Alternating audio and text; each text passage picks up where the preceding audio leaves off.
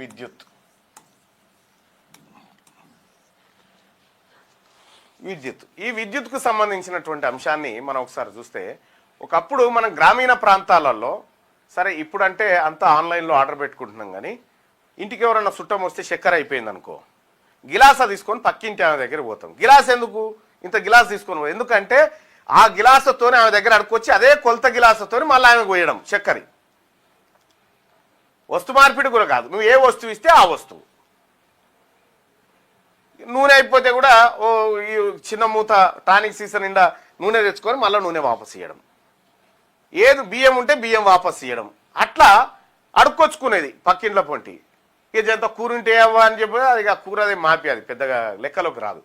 కానీ ఇవాళ పరిస్థితి ఏంటంటే విద్యుత్ కూడా అప్పడుక్కొచ్చుకొని మళ్ళీ అదే విద్యుత్తును తిరిగి ఇచ్చేటువంటి సిస్టమ్ వచ్చిందయా. ఉత్తరప్రదేశ్లో ఇప్పుడు ఈ టైంలో ఎక్కువ కన్జంప్షన్ ఉండదు. తెలంగాణ ప్రాంతంలో 18,000 మెగావాట్లు ఇప్పటికి కన్జంప్షన్ వాడతాం, హై రికార్డ్ అది. ఇప్పుడు తెలంగాణ రాష్ట్రానికి అవసరం ఉంది కాబట్టి ఉత్తరప్రదేశ్ దగ్గర షార్టప్కు పోతారట.